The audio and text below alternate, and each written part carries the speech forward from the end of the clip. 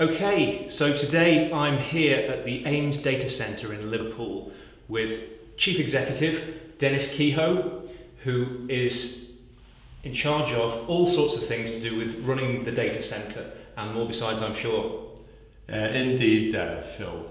So AIMES is a technology business based here in Liverpool, spun out of the university. I used to be a professor at Liverpool, at the University of Liverpool. And we have built a number of data centres here in Liverpool. This facility here, Kilby House, is by far the largest. This is a 10,000 square foot data centre. It houses around 200 racks.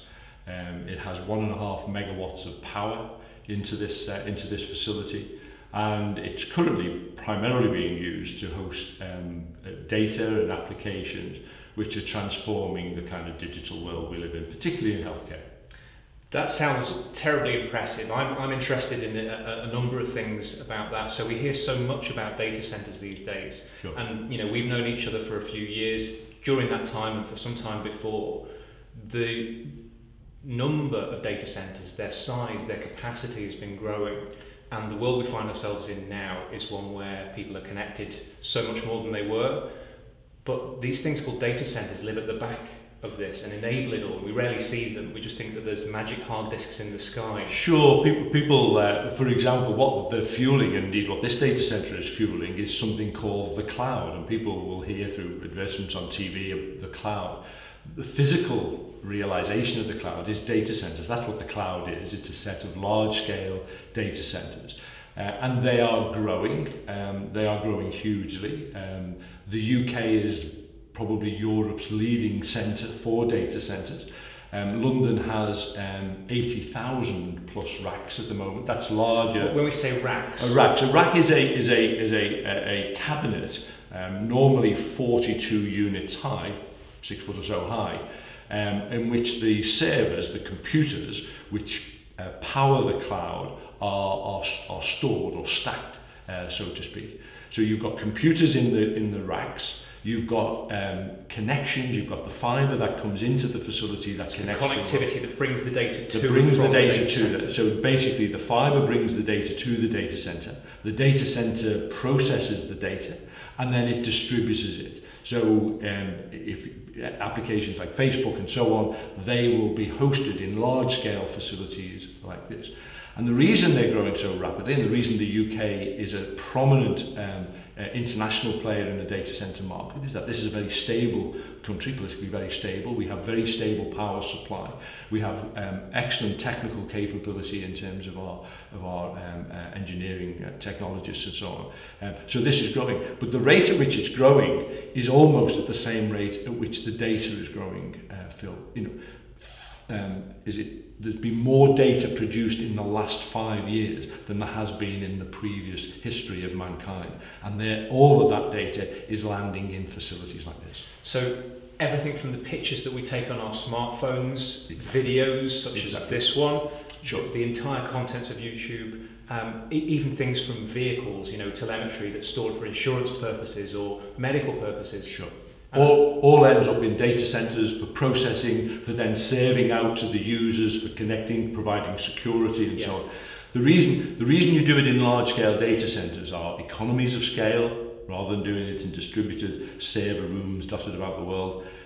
You can employ better security, so a facility like this has much higher level of security than the average office block or the average hospital could possibly attain.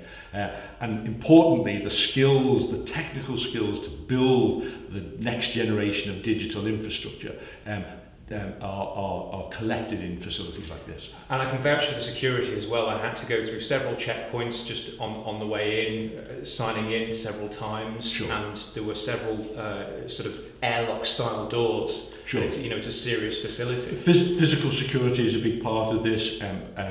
Digital security, so everything that you see in the physical difficulty, and with respect, you were still 2 tiers away from actually getting anywhere near anything important. I didn't see the armed guards, but perhaps they're in there somewhere. But what we have got, there are security guards on this side, but in addition to that, we've also got the digital security. How do we stop this data being hacked? How do we stop these services being disrupted and so on? So it is about, and that's what's driving this. People are now confident and about the security of putting their services.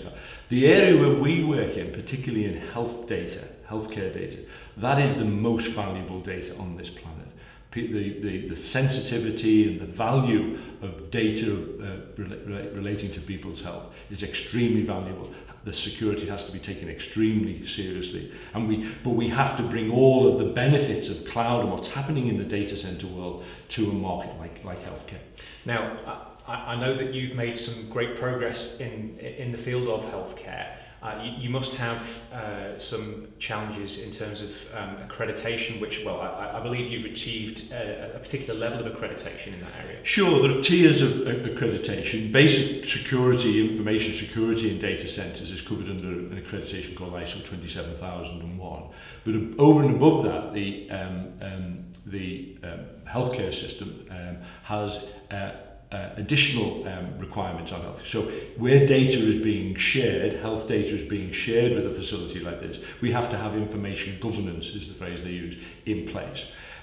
The healthcare system in this country is connected to a network called the N3 network, and to be accredited to provide N3 connection, again, you have to go through a series of, so it's a building stack, and it isn't just the physical security, it isn't just the technical security, it's also our staff have to be accredited to be able to do that. So yeah, it's a multi-tiered thing. Serious stuff.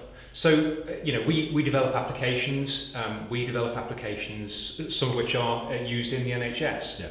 One of the things that I find interesting about this conversation and the things which are underneath it are that our applications and software don't do much without infrastructure to get them out to people's phones. Sure. Or to connect the data together. And data centers don't do much without applications. Yeah. So it's a symbiotic relationship, exactly. And what we're seeing is, and this is the heart, I think, of the challenge of what the AIMES project. AIMES was set up to deliver transformational digital services into healthcare, and it's been a long, 7 or 8 year journey. But the benefits and the advances that we see in our what I would say everyday lives from a digital perspective, the kind of apps, if I go out into Liverpool now, if I needed to find a restaurant or if I needed to find a landmark, I take those services for granted. Those services haven't had the same impact on our healthcare, and it should. Healthcare is such an important area, and part of the issue is that there are two separate worlds. There is, if you like, the internet world where the apps live, and there is the N3 world. And the AIMES role is bringing those technologies together in a secure facility, so you can have data which the patient can see and use and create, the smartwatches and the quantified self. But you've also got the clinical data being generated by our hospitals and our clinicians. So perhaps, I had wanted to ask the question about what's next in data centers and for AIMES. Sure. It sounds like the challenges of bringing together healthcare, opening up, patient records is a big one, the governance of the data, sure. and allowing that to happen. So what challenges lie ahead? I think the next phase of our development, I think the next 5 to 10 years, we'll see the bringing together of data sets. At the moment, there are 3 fundamental data sets in my view. There is our clinical data, the data that our healthcare service has about you. Secondly is your genetic data, your genomic data, proteome, lipidomic data, so your omic data, which is fundamentally how you are made. And then the third element is your lifestyle data, the amount of exercise you do, the amount of food you consume, the amount of alcohol you drink. I was good. I had a run yesterday, but I hadn't for a while. Okay, but so managing healthcare in the future will be a combination of our clinical data, our genetic data, and our lifestyle data. Many of the things we've got to do in terms of changing the healthcare burden is about lifestyle changes, it is about behavioural change, and that will be done. And the digital world knows about behaviour change. So bringing our digital data, our lifestyle data, our genetic data, so building the facilities to be able to house that data, to be able to bring that data together, the interoperability of that data. These are the big projects that we're working on. And the great thing to say is that here in the Northwest, this is one of the leading regions. Of course, this is also being led out of our capital, out of London, but here in the Northwest, a lot of this innovation, and it's a combination of visionary healthcare informatic leaders and good digital businesses bringing those skills together. This is transformational stuff. So we're at a very exciting time in history, and perhaps some of the great things of our past, the trading were done in buildings. We're in the cotton exchange. Sure. That's where all the cotton was traded, and people were standing there face to face and trading this stuff. There's some interesting things ahead where these things are happening in secure, aggregated data centres. Sure. So I find it fascinating to hear about where the new business is. Sometimes when I talk about this, is the equivalent of the coal mines of the 19th century. The coal was the fuel that this country had in its ground. It wasn't until we were able to extract that fuel, turn iron into steel, to industrialise our country and improve people's conditions. And we now live in a similar that industrial revolution is being replicated, and the equivalent of the coal in the ground is the data, particularly health data. A phrase a light-hearted phrase I use is fracking the NHS. Using the data, we have the most comprehensive longitudinal health data set anywhere in the world. This is an incredible, valuable resource, not only in treating healthcare, but in terms of driving our economic development in the future. And part of the job is having places where this coal can be mined, this oil can be processed, and data centres are really effectively the modern day version of that. Fascinating stuff. I think it's terribly exciting to hear about the work that you're doing here at AIMES, hear about something that is often unsung. Data centres, the plumbing of the internet, the stuff that makes it all work. We take for granted the Google Map or Siri or whatever it is, but it's the data centres that are there chugging away at the back end. It is, that's right. They form that. I often describe ourselves, AIMES are basically plumbers. We're plumbers in the digital age.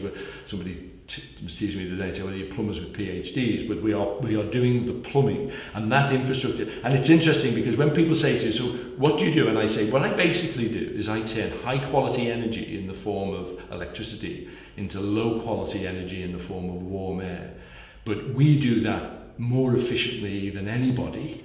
And the impact that has in terms of people being able to work at home, people being able to transfer data between them, has a very positive impact on our environment as well. But you get that through building large-scale facilities like this and bringing energy efficient technologies, security technologies, and so on into this single facility. Dennis, thanks. Thanks, Rob.